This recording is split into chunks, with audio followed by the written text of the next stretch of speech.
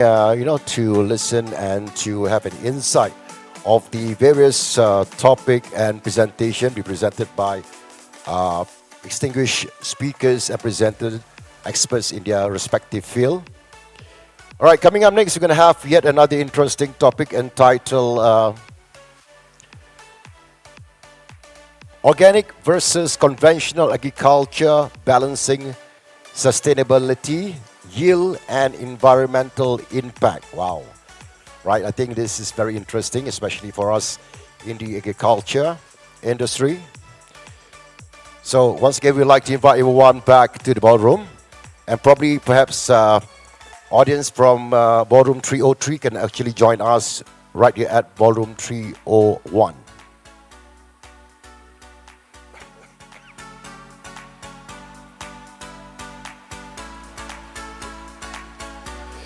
Right, ladies and gentlemen, we're going to start with the panel discussion. First of all, ladies and gentlemen, may we invite our moderator, Puan Diana Amin, to be on stage as the moderator. Let's give her a big round of applause, ladies and gentlemen.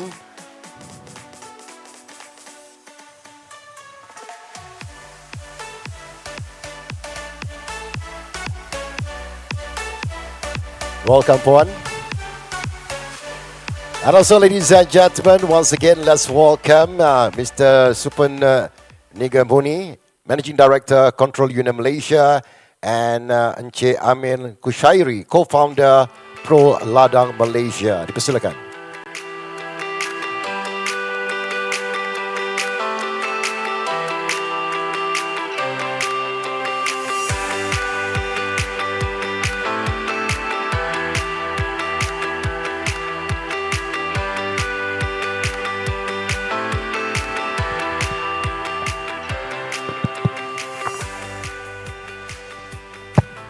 Hello everyone. Thanks for still being here at 4 o'clock-ish. And it looks like it's going to rain outside, so hopefully we're still all very fresh and can still, talk about things that matters, sustainability, agriculture. What we are going to do today is we are going to have presentations from both of the panelists as well. I'm the moderator. My name is Diana Muhammad Amin. I'm the Head of Sustainability and ESG from Iskandar Investment Berhad, IIB, Iskandar Putri. So a little bit about agriculture and the topic of the day. Basically, the topic is organic versus conventional agriculture, balancing sustainability, yield, and environmental impact.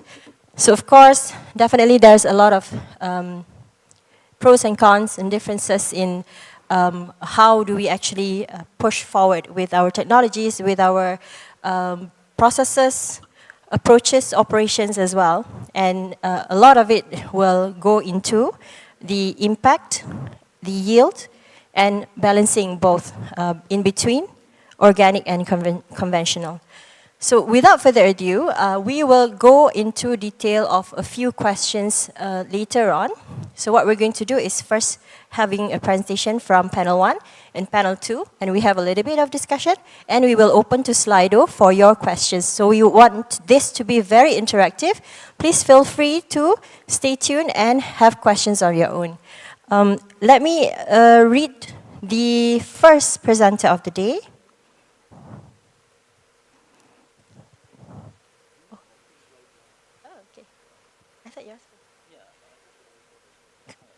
Okay, Mr. Amir Kushairi bin Arif, on my far left. He's a co-founder of Pro Ladang. Learn about agricultural engineering at UPM Bintulu campus. Hands-on learning about rice cultivation practices in Kuala Selangor area. Participant in the Seed Lab program powered by Petronas and TCS. So he's passionate in, improving farmers' livelihoods, and current projects includes engaged in satellite crop monitoring projects in Selangor and Pahang, and his goal is to empower farmers with innovative solutions for economic growth and environmental sustainability.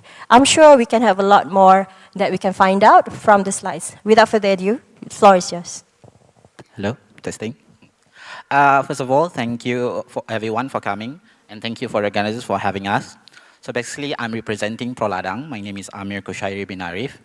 And before we begin, I'd like to introduce what Proladang is.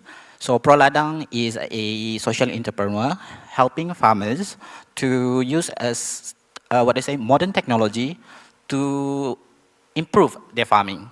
We also have a social goal, which is to empower and support the farmers to use an easy-to-use tool so that they can grow more crops. So today I will talk about how precision farming can help farmers to do better farming as well protecting the planet Earth. So let's begin by imagining a bigger pictures of agriculture globally as well as here in Malaysia. So globally, nearly 40% of the world is used for agriculture purposes. And most of it is focusing in one crop only, which is we call monoculture. And here in Malaysia, we are estimated to have as large as 12 million soccer field of agriculture land purposes. And ladies and gentlemen, I can say that is quite a big land. And this land will keep on increasing due to the population increase. And in the end of year 2050, it is estimated to have a food demand to be increased by 50%. Now, the question begin, or the problem of a big question begin, is how can we to meet the demand of food without, damage more to the environment? So, to answer this question, we need to understand two definitions on how farmers use the current method of growing our food, which is, number one, the organic farming and also conventional farming. So, to better understanding about the organic and versus conventional farming, so the organic farming is farmers is focusing with no synthetic inputs. Either it is pesticide or is it fertilizer. And they are focusing more on biodiversity. But there's a big cons where they cannot produce a lot of food. Whereas for conventional farming, most of the farmers using a lot of synthetic input, especially fertilizer and pesticide. And they do yield a lot of crops, but it harms the environment. So, the big question is, what if we can help farmers do better? So here where precision farming comes in. So to better understand what is precision farming is, to be imagined is, rather than, know or treat all your field as one individual, how about if we can tell which part of the field can tell us how much of fertilizer needed, pesticide needed, and also warning about pest attack for each individual plant. So that's what Proladang do by using satellite monitoring. So what is satellite monitoring actually by Proladang? So basically, our satellite capture the light. And then from the light reflection itself, we can detect, number one, nitrogen level, moisture level in the plant itself, as well as the crop health. All of this is very important, and it gives the power to the farmers to, have a better decision to save money, time, and also the environment. So we also look upon the points of water moisture level in the plant, because too much or too little of water can damage the crop itself. And we also can detect nitrogen level in the plant itself, where this is very useful to the farmer. They can know which part of the field need more attention and not. We also can detect the growth stage of the plant, as well as an early stress of the plant, whether it is caused by the attack of disease or the attack of the pest itself, and whether it is a wet or cold environment. Now, we will talk about how can precision farming balance in organic farming. So, If you can see here, organic farming is very good for the environment, but it produce a little yield only. So because of, they can say, how to say, it is easy to be attacked by pests and disease. But using our satellite monitor, we can early detect the sign of the crop pest and disease. So the farmer can easy to detect the pest and utilize the fertilizer or organic fertilizer to the farm to save more income. Next, we can tell about balancing with precision in conventional farming. So in conventional farming, as we know, they overuse in chemical fertilizer and also chemical pesticide. This will cause a very big damage to the environment. And how can we, precision farming, can help to sustain this, how to say, environment is by detecting which area of the field need more attention, is rather pesticide or fertilizer. This will lead to a safe environment where it can reduce the synthetic input and run off to the water sources. Now, how can we, precision farming, can bridge the gap? The key is by managing the resources efficiently. Is it either water, pesticide, or either the fertilizer? Now, how can ProLadang actually give all this information to the farmer? Basically, we have developed a system called AgriAssist by ProLadang. Here, we have developed a crop monitoring to all the farmers in Malaysia. So here is one of our real case scenario, Encik Zul, where he have struggled in how to apply fertilizer to his land.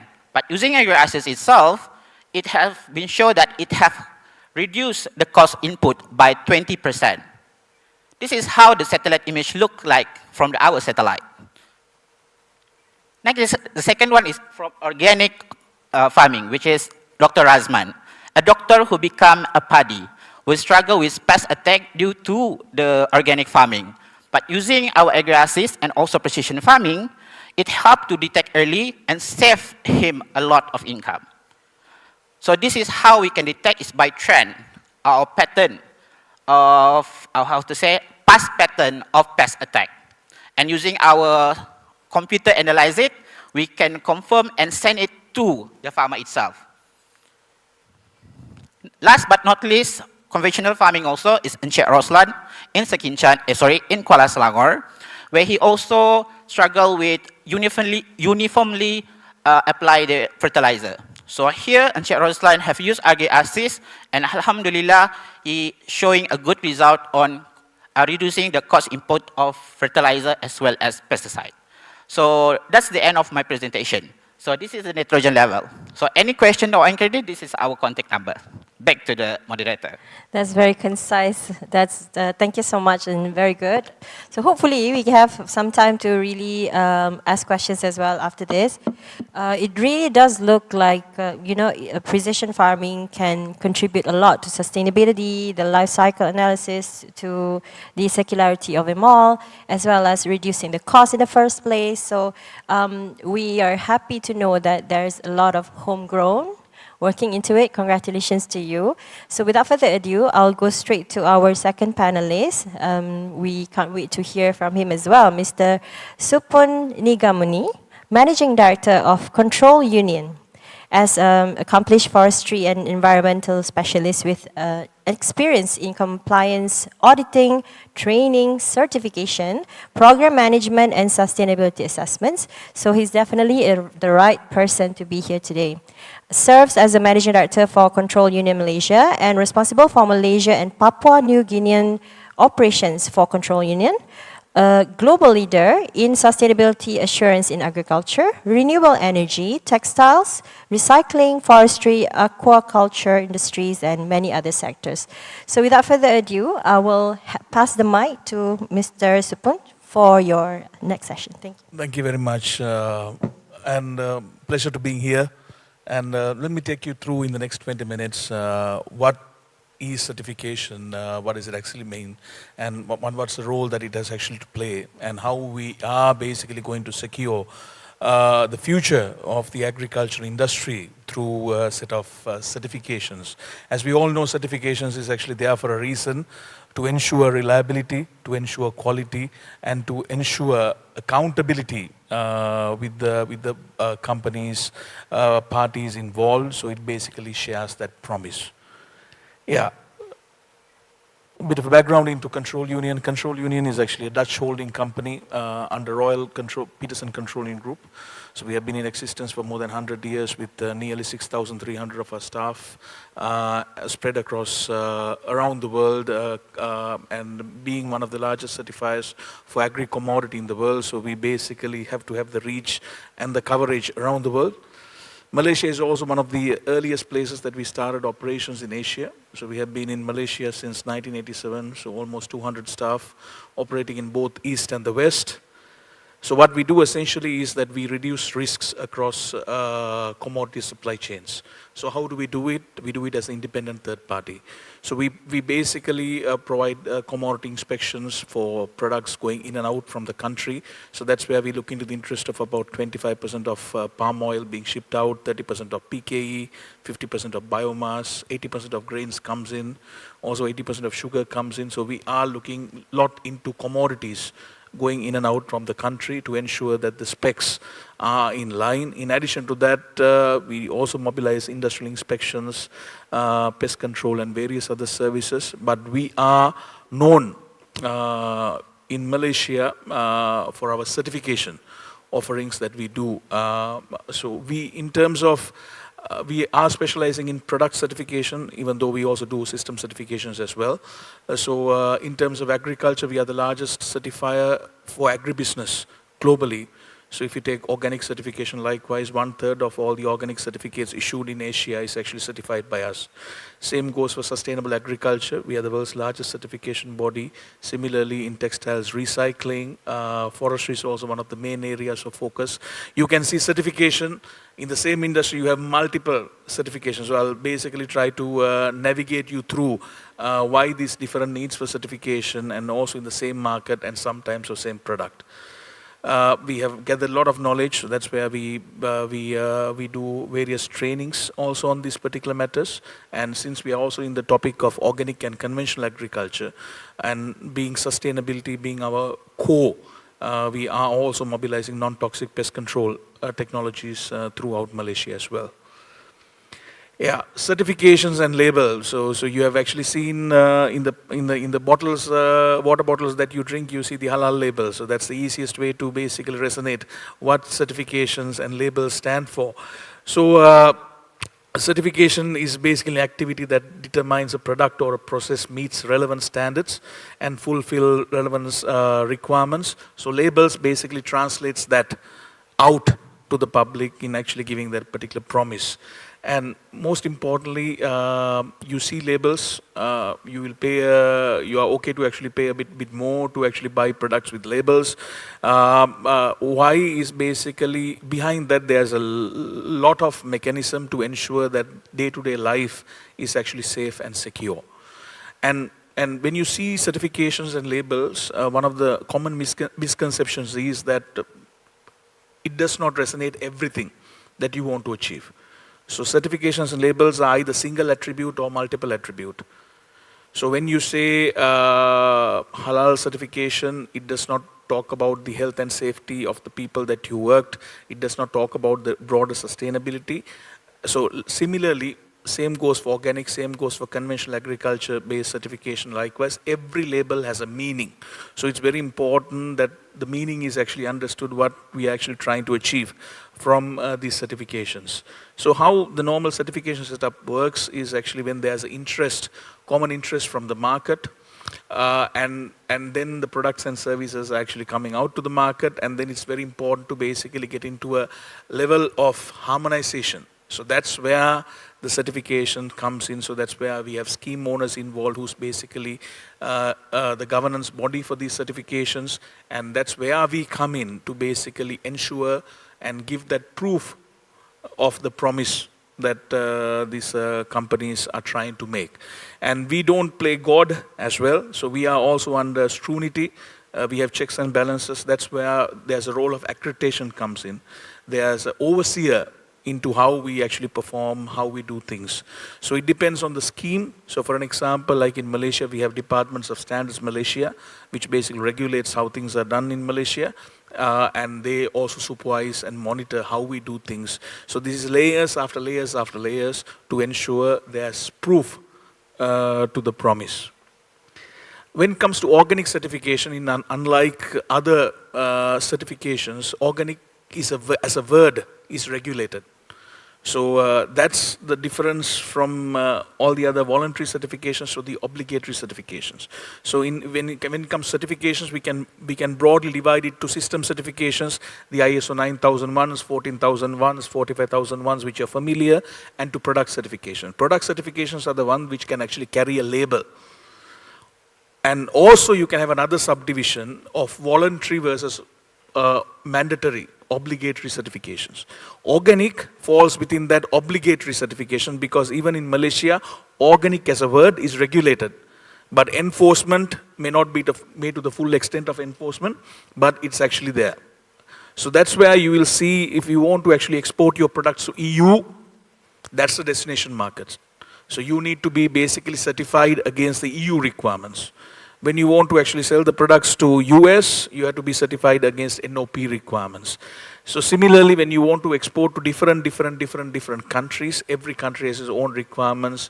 And what is very popular for us in Malaysia is also China market, which is actually very big when it comes to organic consumption. There are also voluntary standards like Demeter and likewise, and also all the inputs that you basically use in organic farm is also needs to be certified and needs to be coming under that level of quality control which is accepted by the regulations. That's why we have organic input certification for fertilizer and the other biomaterial that goes in.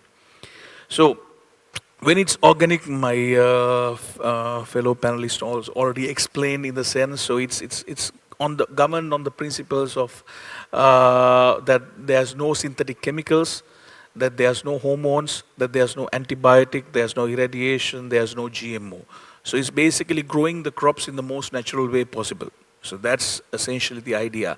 But now we see that it's opening up into vertical farming. We now see it's opening up into hydroponics as well, so recognizing the new technologies that comes in. But until very recently, you need to have soil until the bedrock if you want the particular areas to be certified for organic. So when you have organic, so nobody can actually claim organic unless they are certified for a set of regulations. So that's where you can actually see the, for an example, the logos, which actually carries, which is evaluated, certified on an annual basis, and every transaction is actually being monitored. So when we actually do the audits, when we go for it, we can consider how much a particular company can produce. So they are given a quota. So every time that they make a sale, they basically wipe out from that quota. So that's how it works, and every transaction carries a transaction certificate to ensure the credibility of that particular shipment being organic. So normally when you are certified, why you need certification is basically at the moment to access certain markets. Organic products carries a price premium.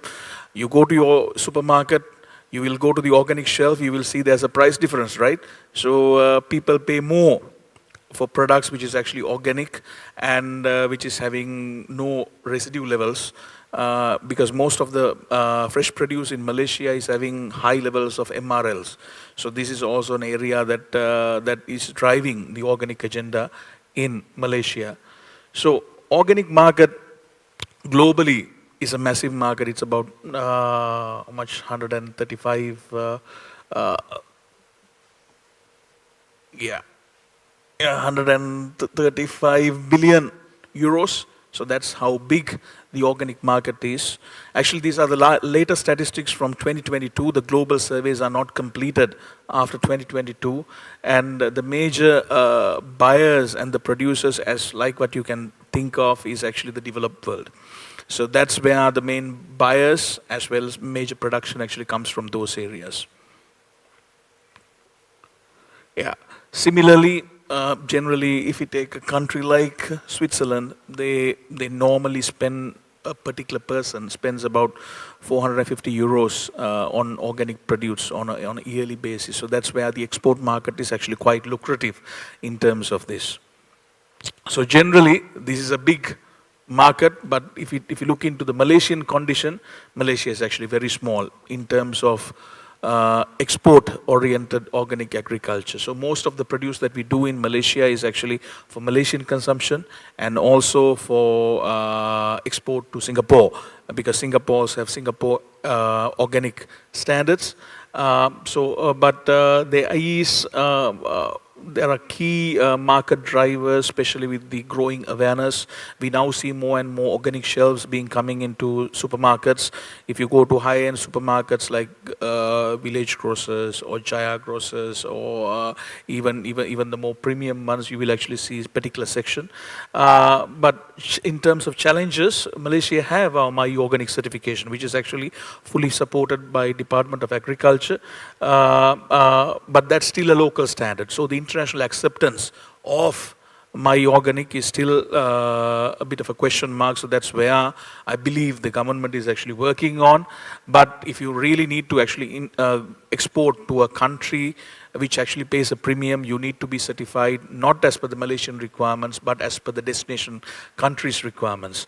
So, and we also have a scarcity of organic farming inputs, and there's a lot of opportunities coming up, and there are, I would like to highlight Malaysia Meat Association, which is based out of Raub, so there's a lot of things actually happening there to basically popularize organic farming, and likewise, and mainly, it also goes to the levels of durians, mangosteens, and likewise, so mainly looking into fresh produce.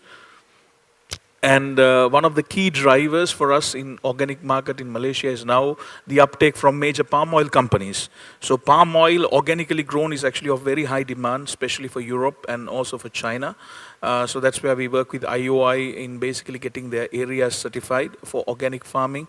So you can see if you go to, in Johor, apparently, so these areas certified for IOI is actually in Johor, in Kluang. So if you go down, you will now see buffaloes in oil palm areas, so as kind of weed control.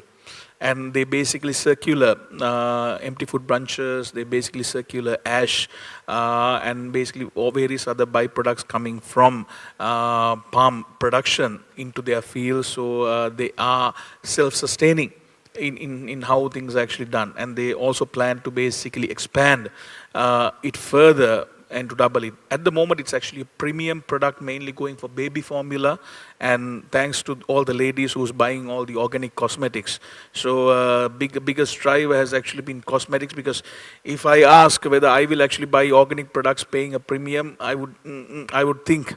But if I'm actually feeding milk to my kids and I want it to be organic, I would still pay. And whatever you put on your face, and likewise that also you are quite concerned. So that's the main drivers for Malaysian organic situation. Now we see good things which is actually going to happen, especially with the drive. Now if you go to supermarket, you will see organic certified virgin coconut oil and various other products in Malaysian markets. Yeah, what are the main considerations for organic? So it's not that you can make it organic next year. There is a process that you need to follow. So there's a conversion period, retrospective consideration, and every regulation has a prohibited list of substances. So whatever minerally sourced is generally applicable, but otherwise you can't actually apply. Parallel production is not allowed. Likewise, one of the common issues that we have is actually on conversion period. So depending on whether you are growing a perennial crop or annual crop, it depends how many years that you have to actually be in conversion before it can be considered organic. So the general rule of thumb is annual crops about 2 years, perennial crops 3 years. So you have to start organic. Only after 3 years you are able to label the product, because the residues remains on the soil, it remains on the plant, and it basically gets to the product. Yeah, and various approaches that you can use from green manure to composting, liquid manure, mulching, soil systems, and cover crops. And concerns when it comes to processing, also the same considerations applicable. Traceability, labeling, it's actually very important. In the same time, when you are processing, also you add processing aids. So processing aids has also to be in line with what is actually being regulated. That's organic. So common convention is that it's difficult to do, you get lesser crop and likewise, but science has actually proven otherwise. Of course, initially, yes, there's a drop because plants have to get used to a different regime, but there are ways that you can actually match it quite well to achieve the same level of productivity, or in the cases that we have seen, the productivity is more, not less. And you see our palm oil is already more than 100 years old, so already the third cycle, so the soil is becoming acidic. So putting more back into the soil and doing organic practices really help to basically future-proof the agenda. And when it comes to good agriculture practices, there are various certifications available. The the largest certification programs are Global Gap, Rainforest Alliance, and also for palm oil, Roundtable for Sustainable Palm Oil. In Malaysia, we have Malaysian Sustainable Palm Oil. We certify 46% of all sites certified for RSPO globally. So, and there are brand-related programs as well. So if you want to supply to PepsiCo, they have their own protocols. If you want to supply to Unilever, they have their own codes. If you want to supply to Nestle, they have their own codes. So this is in addition to the various regimes which are actually there. So the general good agricultural practices market is also very popular. In Malaysia also we have pineapple and we have basically various other products which are actually exported under good agricultural practices. So, what is good agriculture practices is that apart from wild produce, generally you can basically certify anything. And it's not just for plants, it's also for livestock, it's also for aquaculture. So this is generally what we consider this broad agricultural regime. So anything can actually be certified apart from wild produce. One of the key concerns is that when it comes to organization of entities, not everyone can have the strength to actually be certified by themselves. So that's why there's the option for group certification. So grouping people together and coming up with one certificate so they can reduce the costs of certification and it can improve the efficiency of how things are done. Because in Malaysian context, anyone under 100 acres is considered a smallholder. So that's a big area, but that's not the same yardstick that the destination markets are using. So we might not be able to adapt always to the Malaysian circumstances, but also looking into the destination markets. So I'll just quickly go through, I think the slides we are fine with it being shared. So in terms of good agricultural practices, we are looking into how the sites are managed. So proper risk assessment, proper suitability of the sites, having management plan, having self-assessments, having map boundaries, having recording systems. So quality management system is essentially important if you want to actually get a quality product out. So of course our orientation is on the product, but if you don't have the system, you can't actually get the product out. And also when it comes to hygiene is one of the main areas of focus. And health and safety of the workers who's actually working in these fields, having proper hazard analysis risk assessments done, proper trainings, proper safety procedure, proper PPEs actually being provided, and also respecting the Malaysian government requirements when it comes to, because we now have the OSHA 2022 Act, also applicable for certain set of companies. So when that is involved, so you need to basically follow the provisions of that.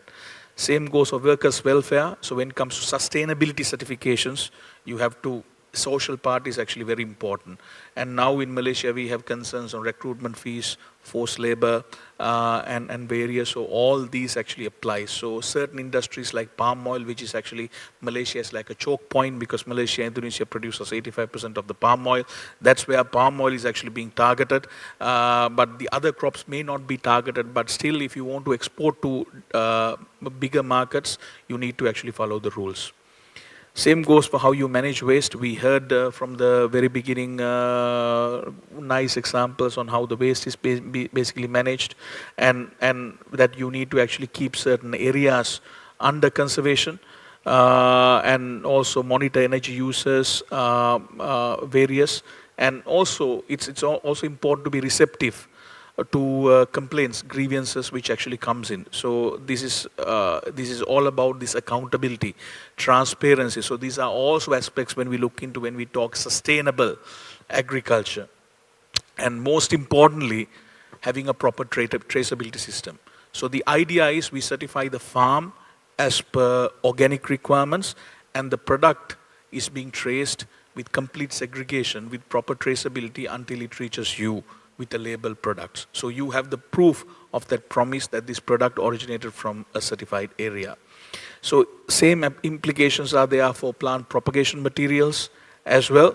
And also when it comes to soil management, so that's also where precision agriculture comes in. And also when it comes to fertilizer applications. So everything should be done to reduce the impact. Everything should be done with logic, with reasoning behind why are we actually doing this. So same goes for water management. We don't have an issue with water. Our rainfalls are more or less the same, but the intensity has changed. So when it rains cats and dogs. So we have implications as a result. And also more and more looking into integrated pest management practices. Of course you can use chemicals. There are certain allowed chemicals which can use, but it should be used in a very minimum way. So more priority has to be actually given to integrated pest management activities. I was talking about MRL levels of fresh produce from Malaysia. This is actually still a big concern. So that's also an area that to address. Same goes for other schemes like Rainforest Alliance.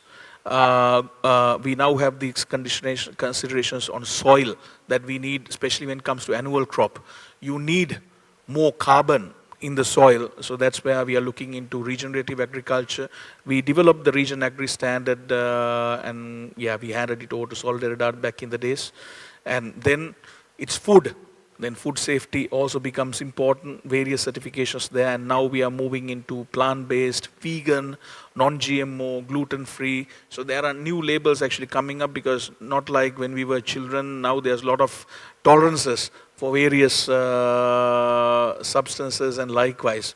And also in the agriculture agenda, we are promoting the net zero or carbon credits agenda. There's a lot of possibilities of generating carbon credits, and even the Region Agri Standards generates carbon credits, and Vera under improved agricultural management ALM methodologies, there is a possibility to generate offsets, and also other than that you can actually neutralize your emissions. So this is a bit of a nutshell why certification is important. It basically confirms that the thing really means that. So it's that essentially that proof of promise, and certification has a big role in actually ensuring the future proofing of the agriculture industry. Yeah, thank you very much. That's very insightful from both of our panels. So maybe before we go to some questions, I will like to ask questions myself as well. It's very interesting that although both are from different, set of base from what you're looking at in agriculture, right? But it's actually interrelated and highly solution to each other, right?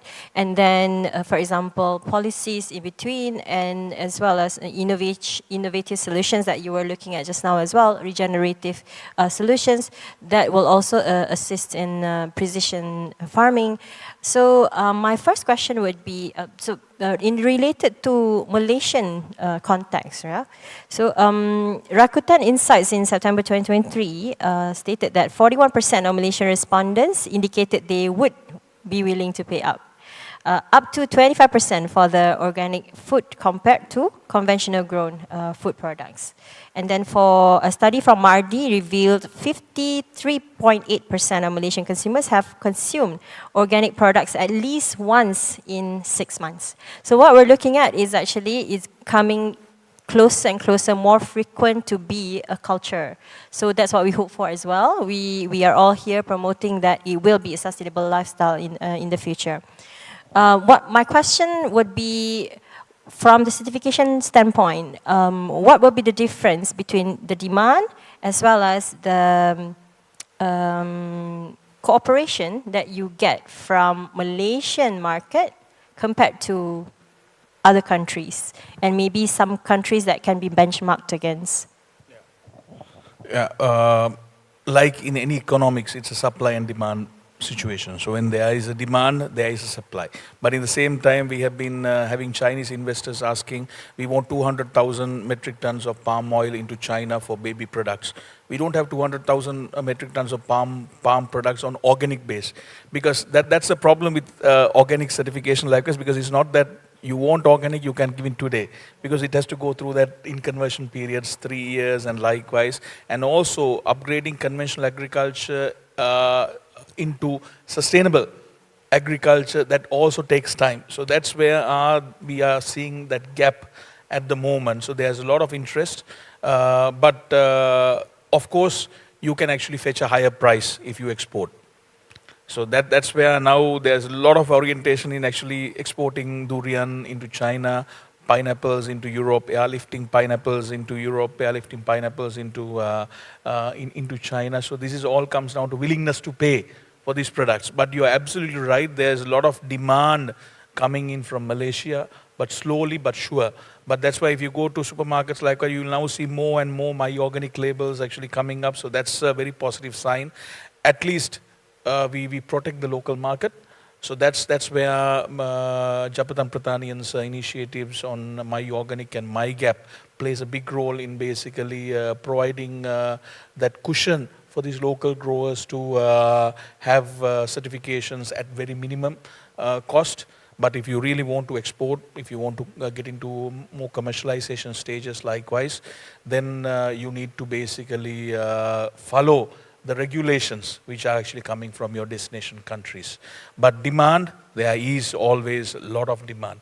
The problem is this converting from conventional into organic and sustainable, which actually takes time, effort, money. So normally, if you take the Malaysian situation, apart from palm oil, which is now what, 6 million hectares of palm oil, big boys, okay, they can actually afford.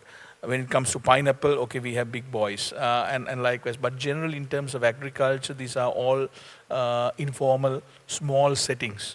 So, but we are seeing more and more entrepreneurs coming in. So this is definitely going to happen in the future, slowly but surely. That's why association like MDA and likewise what they are doing, I think makes a lot of sense.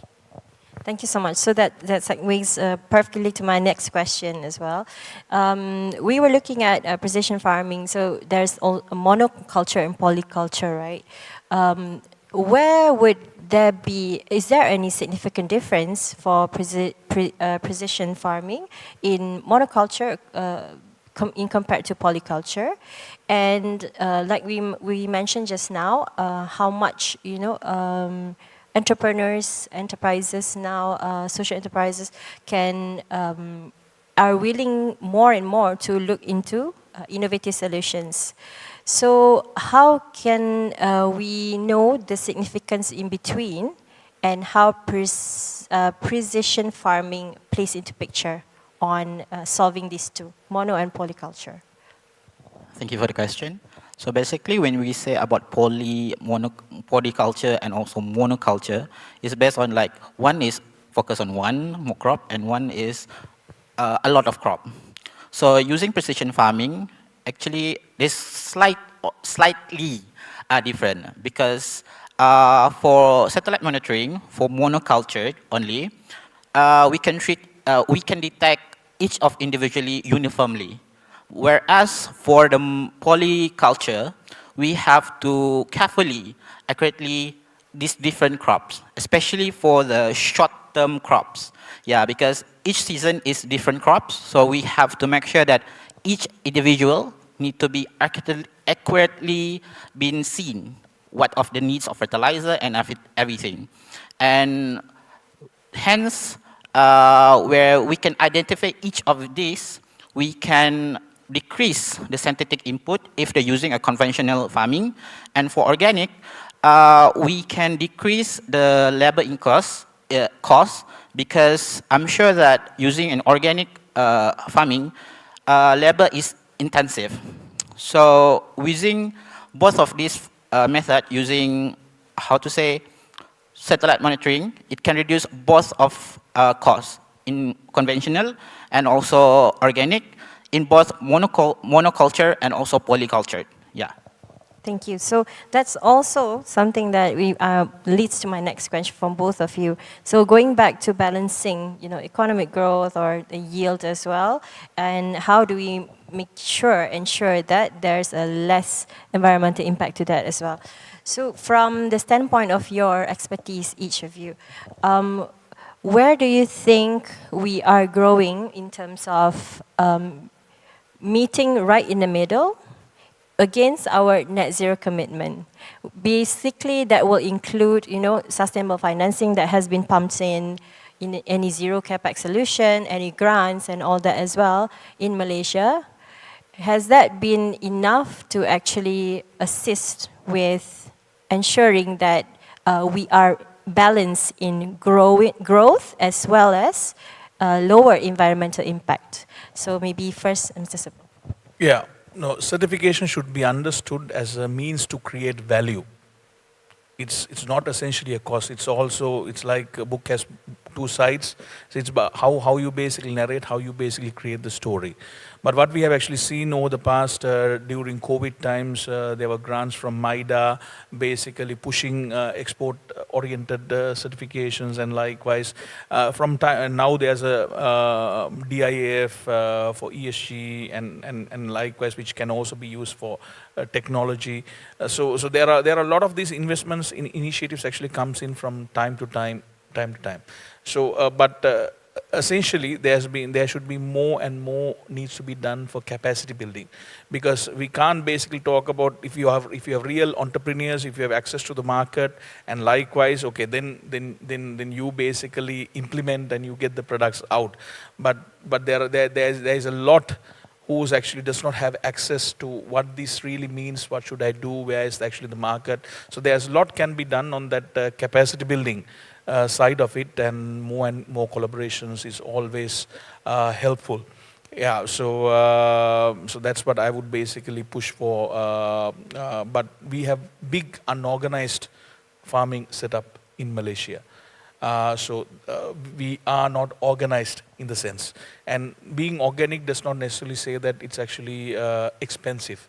We have seen that farmers have their cattle, so they do their own composting. Everything is actually within, so actually it's reduced costs. It's basically how you basically structure, what are the inputs that you get from outside, what is the investment that you are putting. So a lot of things fall into place. So that's where a lot of capacity building is needed for people to understand what this really means, what you can do, what you can't do, and how to basically get there. So that's where a lot of government institutions can actually play a big role in formalizing that. Thank you.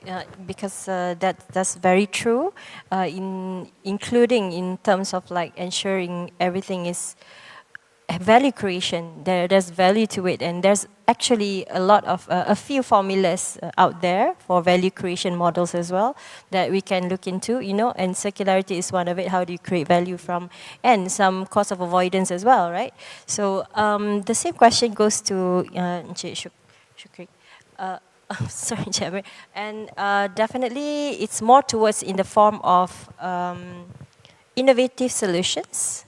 And how do you see what we have right now, pushing forward on the net zero agenda, and where we are with innovative technology that you think where we can meet in the middle? So, in my point of view, we have, like, for Proladang itself, we have met a lot of farmers in whole Malaysia, Peninsula, Sabah, and Sarawak. And we saw that the policymaker prefer more to conventional farming, though it can sustain the food consumption of the nation. And there's a few subsidies in terms of natural fertilizer and so whatever. So I hope that in the future, the government can do the same to the organic farming, as well to encourage them to transition from conventional to organic to achieve that zero net of carbon in the future. Because I believe that once they, what they say, support this transition, we will achieve that zero net in the future. Yeah. Thank you. So from both of the answers, I would also conclude the findings. One of it actually policy and making it mandatory can actually help, as well as the capacity building and more comprehension, understanding of what it really is really important for us to really accelerate right now towards the goals together, right? So I think that will be something that we can discuss over. We are now open for questions from Slido. So is it in, okay, yeah, you can actually scan the QR. Let's give it like 1 or 2 minutes. And meanwhile, there are questions. I will have to access the questions. Hold on, yeah. Okay. Thank you. Okay, so first question. There are no saying as to who it is for. Let me see if it's for both. What are the possibilities, opportunities for refugees to be employed in agriculture as labor or as management with the expertise from their homeland? Yeah, maybe. Yeah, it's a big issue in Malaysia. Actually, the refugee issue we have been actually dealing with the undocumented worker situation in Malaysia for quite some time. During COVID, in Sabah and Sarawak, this basically skyrocketed because there was a lot of inflows from Indonesia, but without proper documents. Here in Semenanjung, we have different sets of questions. We have concerns of refugees and likewise. From an auditing perspective, we are looking into on the basis of whether these are people with documentation, because even refugees, there are ways for them to actually get the right immigration permits and likewise, and we have seen a lot of people with refugee status actually are working in the Malaysian setup, but not without documents, because end of the day it's a company's responsibility, accountability to ensure that their workforce is actually first of all meeting the regulations of the country. You can't talk about sustainability if you don't talk about legality. Legality is number one. Only after you achieve legality, then you basically add on the sustainability. So it's basically comes down to the company's accountability to have the system. But in the same time, we have seen during audits, father does not have the birth certificate, but the child is a Malaysian citizen. These are cases in Sabah. So with the legacy issues that we have, and you go to remote parts of Sarawak, you will find people without even birth certificates. So we have these issues in Malaysia. So this is, I believe, this ongoing process which the government and the other institutions are actually working on. But end of the day, from a corporate point of view, companies have to actually be accountable for their own actions. Any So basically, my panelist friend has explained a lot of the legal terms. So basically, in a social entrepreneur term, basically, refugee do been quite hot issue in how can we sustain them, help them and everything. But in agriculture, we need to understand that they need to have a document to be renowned as a work. But as my experience also, certain of social entrepreneur have helped refugee to have a job. For example, one social entrepreneur called Pichait, where he employed refugee to cook their food from their homeland, and basically that's become their income. So maybe in the future, in agriculture such as Proladang, maybe we can consider that in an aspect of social entrepreneur. But for now, we're still exploring it. Yeah. Okay, thank you. So second question would be, in what ways do organic and conventional agriculture affect soil health? I think both of you have touched on that as well. Just a little bit maybe on that against potentially in Johor scene. Any notes on that? Yeah, like what I said, when it comes to what does Malaysia grow? Malaysia exports palm oil. Johor has actually been in the forefront of getting the area certified for RSPO from the very beginning, and now everything in Malaysia, almost 90 90% plus is certified for MSPO. So palm oil in terms of sustainable agriculture is covered. In the sense for organic, whatever the organic fields we have is actually coming from Johor. And we have pineapple being certified from Johor, being airlifted into various parts. So Johor, there's a lot of produce actually coming in, and since its closeness to Singapore as well, so there's fresh veggies being produced here, also being exported into Singapore under my organic labels, and likewise. That's why I was saying it's this supply and demand situation, and there is a lot of drivers. And if collaborating agencies basically support the industry, that can create a lot of value to the state. So this question is also interesting. How does one transition from organic agriculture to regenerative agriculture? Yeah, organic and regenerative can actually be the same as well. So regenerative agriculture can be a part of more extensive version of organic. Because in organic course you can use the biochar, you can use the composting, and likewise. So regenerative agriculture is all about putting back, reviving the soil, especially when it comes to annuals, because you take the same amount of nutrients all the time, so for sure soil becomes acidic. We have tea plantations in Malaysia, you can't basically do anything because it's washed off, soil is acidic.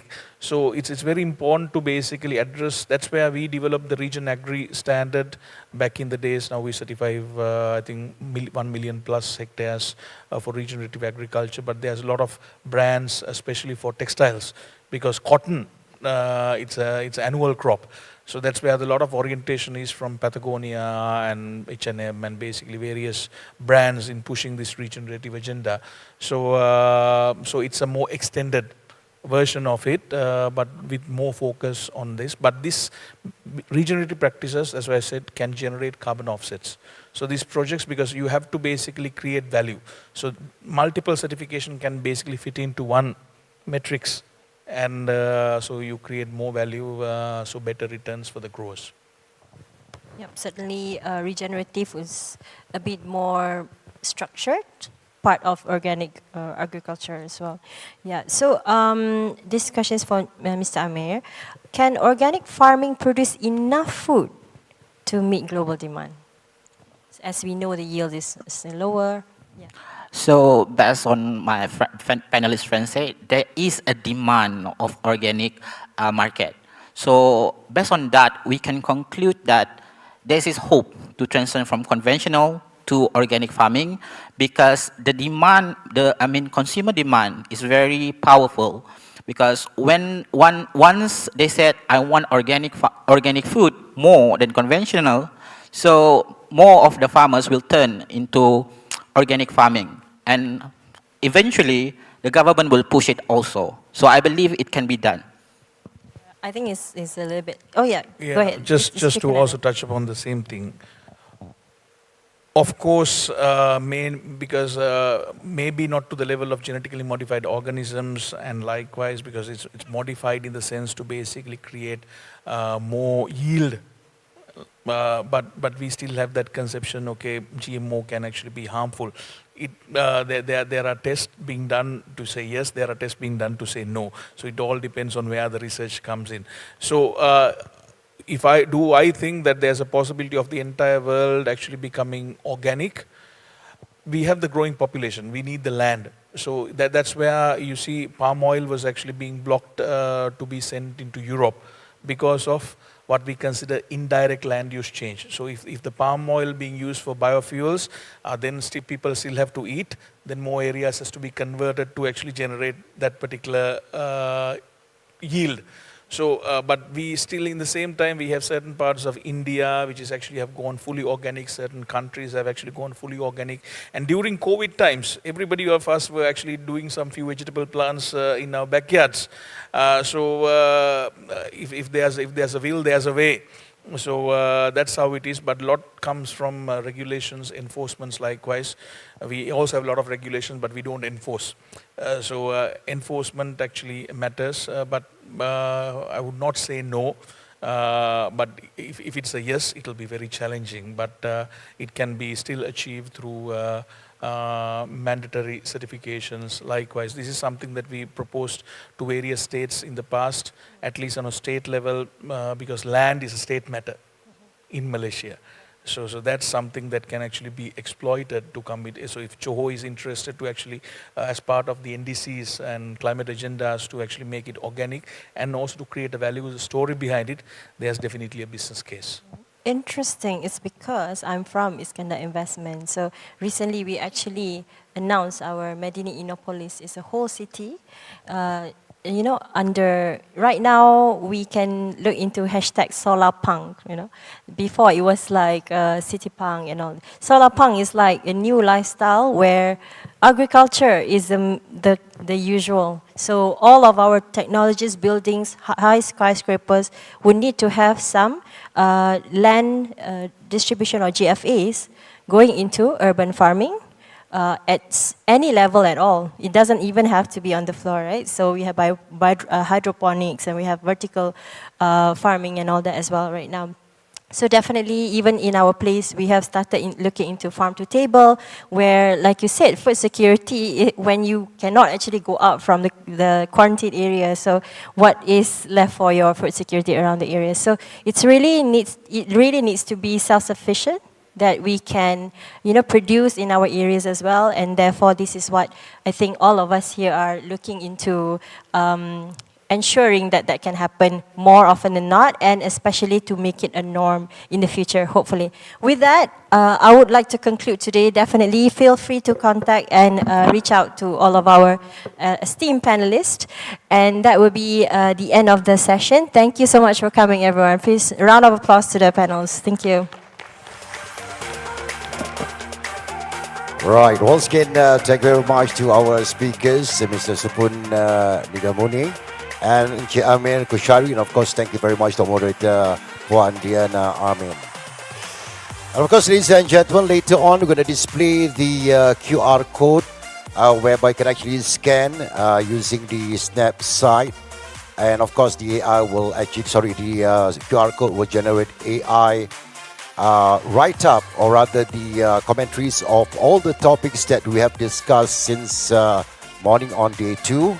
And be sure to join us again tomorrow for yet another exciting day, the third and the final day of the Green Legacy Johor Summit 2024. And of course, we're going to have the closing also by tomorrow. But at the same time, ladies and gentlemen, we still have ample time. We encourage partakers to actually do networking and ask questions there pertaining to what have been addressed, what has been presented since this morning. And it's also interesting to know, perhaps on the last topic, that talking about food security, talking about, urban farming, vertical farming, I think perhaps, the government, or rather the organizer, probably can actually take note and perhaps have another fruitful, shall I say, convention to discuss specifically on this subject. Because I remember for a fact at one time, during the reign of the second Prime Minister of Malaysia, Tun Abdul Razak, whereby we have the Buku Hijau, or the Green Book, whereby, people are encouraged to have their own farming. Okay. On that note, ladies and gentlemen, thank you very much for your participation and your kind attention. And do take part in the discussion that we're going to have. You can actually mingle around. And I will see you again tomorrow, same time, same place, for the third and the final day of the Green Legacy Johor Summit 2024. See you tomorrow, people. Take care of yourself, enjoy yourself. And this is MC Raymond saying bye-bye and see you tomorrow.